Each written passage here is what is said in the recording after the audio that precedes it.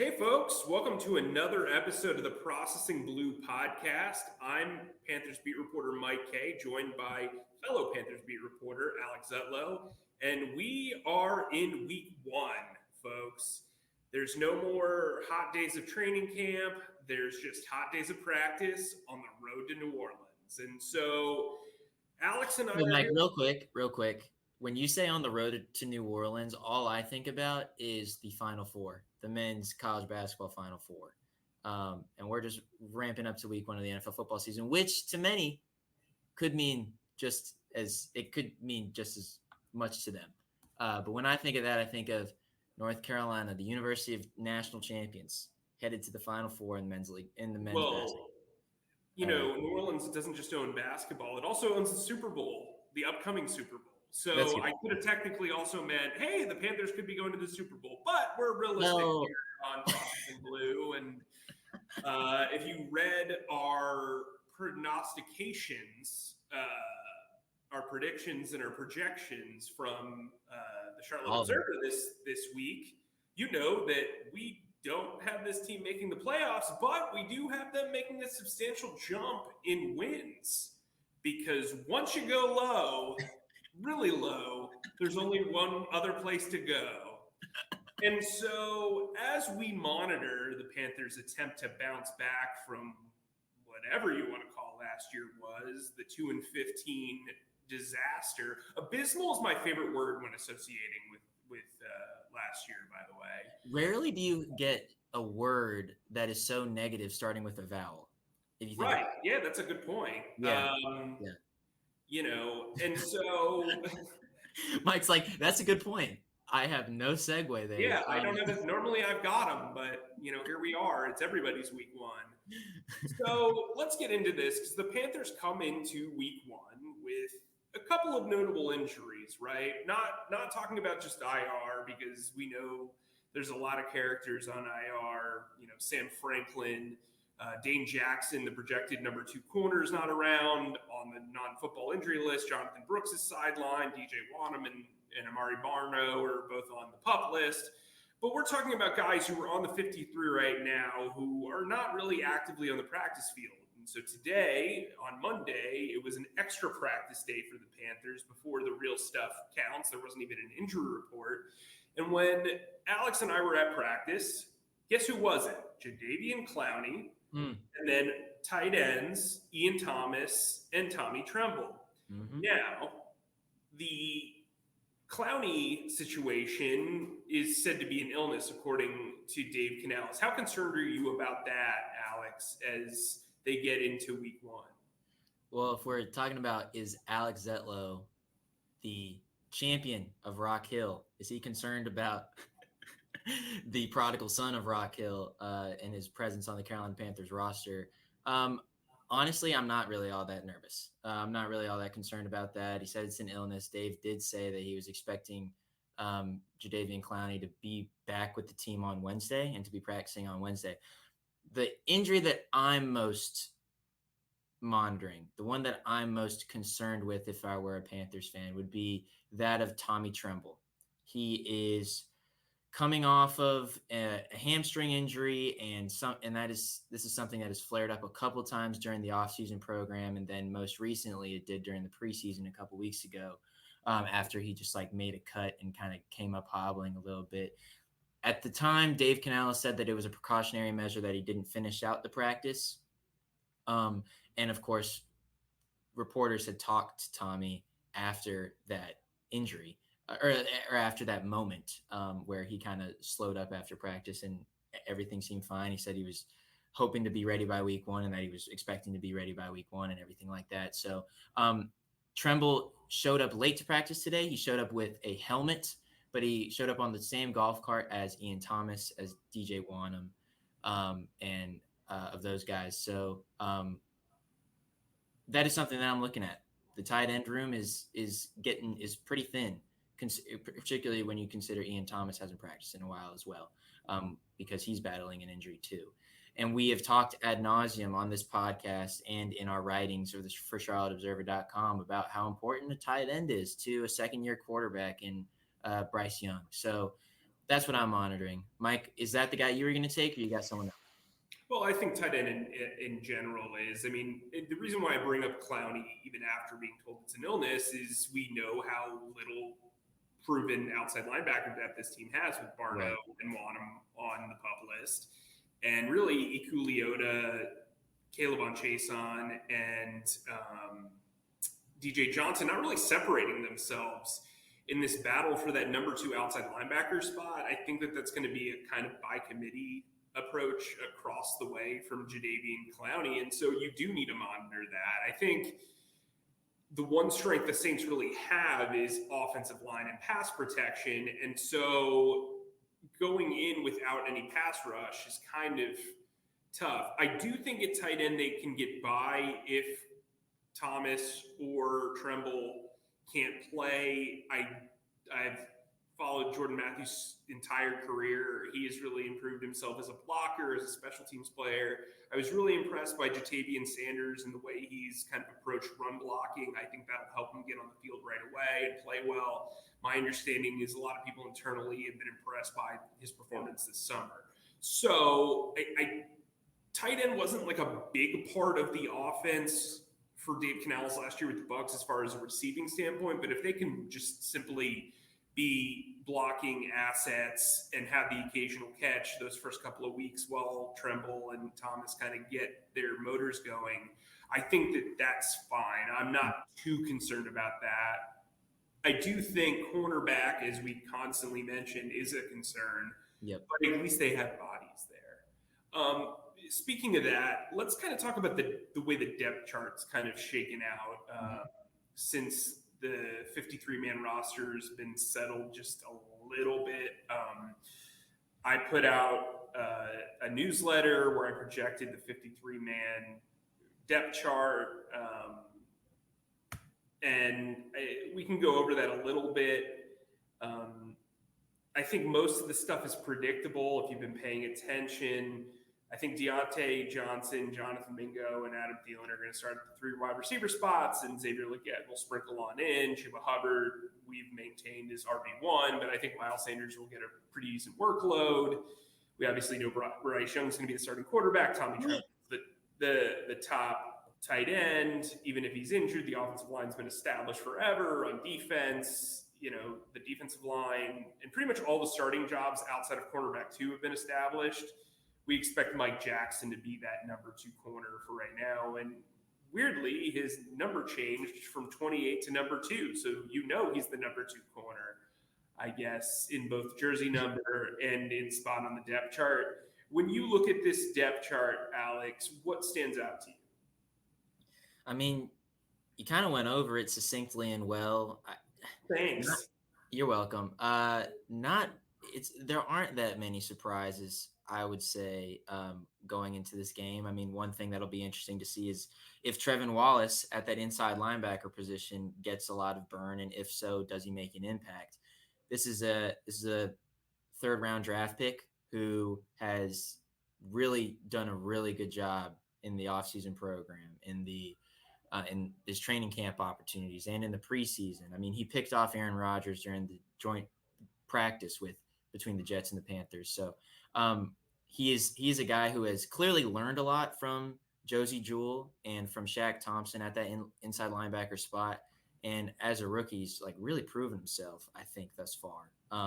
So I guess that's one thing I'm kind of watching along this depth chart is Trevin and how that inside linebacker position is kind of coming about. And then, of course, the interesting thing is something that we've talked about a ton of times is who's going to be opposite Jadeveon Clowney, assuming that he's gets over this illness. Is it DJ Johnson? Is it Ikuliota, who's flashed a little bit in this preseason? That's going to be it. I mean, like you said, the Saints do have the Saints are known to have like a pretty good offensive line. It's one of their strengths this year. I don't want to get too ahead of myself, but also defending the run is going to be important against these guys. They graded out really well when it came to the running game last year, specifically. So that's what I'm looking at in week 1. is the kind of the outside edge rusher group and the inside linebacker spot, specifically with Trevin Wallace. Mike, what about you? Well, exactly your point. I think it's going to be really hard for Trevin Wallace to be on the sideline with the way that he performed, especially with the emphasis that both Dave Canales and Dan Morgan have put on taking the ball away from the other team. I love his playmaking ability.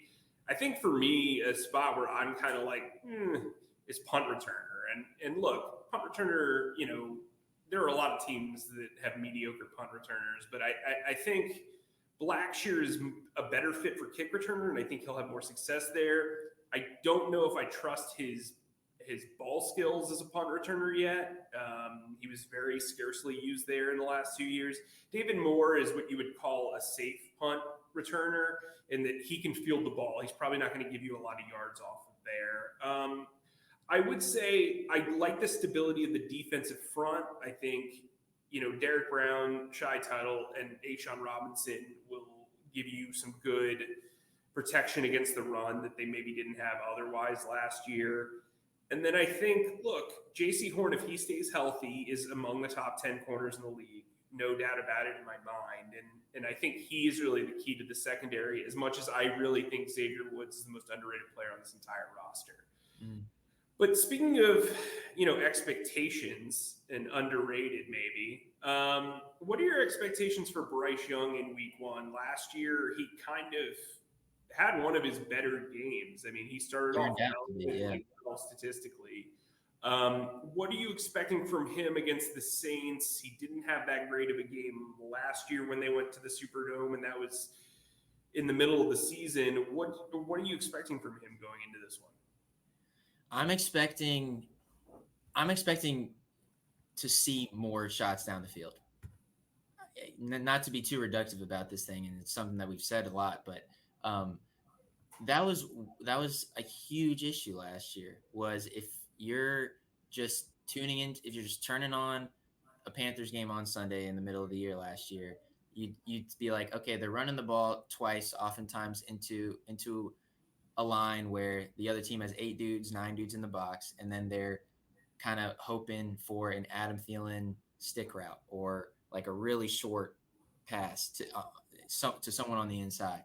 I'm looking to see Bryce throw the ball down the field, and that's something that we've seen in training camp. It's something that we saw in the preseason, well, really in his one drive in the preseason. He was moving the ball down the field. He was being creative.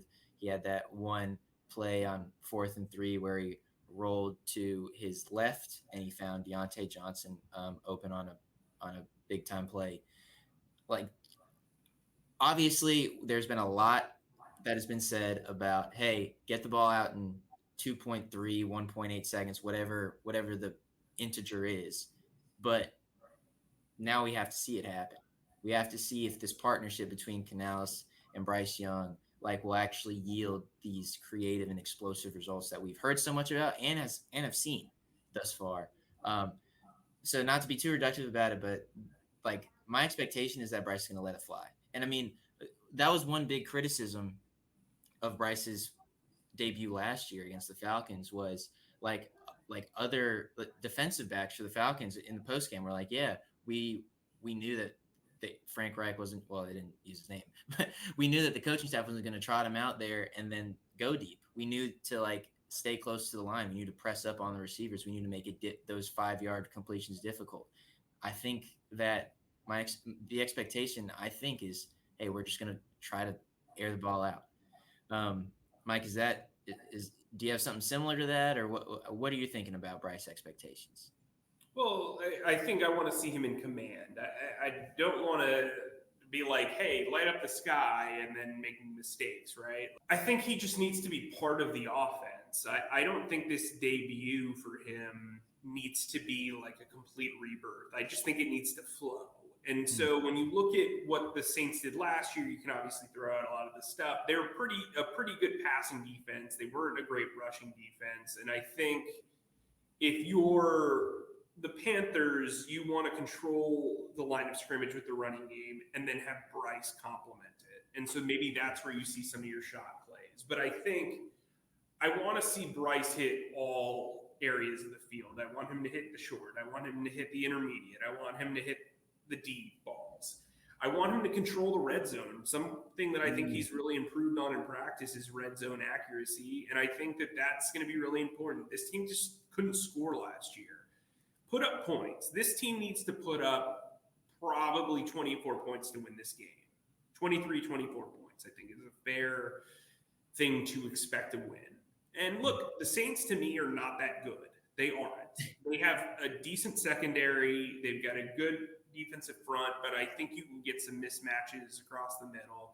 I think Deontay Johnson versus Marshawn Lattimore is a fun matchup. I think they're going to count on Mingo to take advantage of Johnson, taking the top off the defense, hopefully. And I think Thielen can eat in this one. So I think there's room for big plays if they can manufacture them the way they did in the preseason finale. And I have actually a pretty decent amount of faith in Bryce Young heading into this one. All right. Well, that sounds good. Well, I mean, you brought it up. What about the Saints specifically? When you're thinking about how the Panthers will kind of stack up against the Saints, where does your mind go? What is a concern that perhaps this team has when they're matching up with this NFC South opponent? Well, I think the key to this game is keeping Derek Carr at bay. And for the most part, they did that in New Orleans. I mean, he really only had one big play in the entire game, and they just small balled them down the field. I think they need to get stops. I think they need to stop the run, and they need to make this game all about Derek Carr. Because frankly, if everything's on Derek Carr, he will lose. Chris Olave is a phenomenal wide receiver who, for some reason, was undervalued last year by this offense. And I think, look, I mean, Alvin Kamara is still a dual threat. Taysom Hill is just a headache for this Panthers team historically. But I think if you make the Saints one-dimensional, you will affect the quarterback. And maybe you're not getting sacks, but you'll force them into making mistakes. I thought this defense played Derek Carr relatively well last year.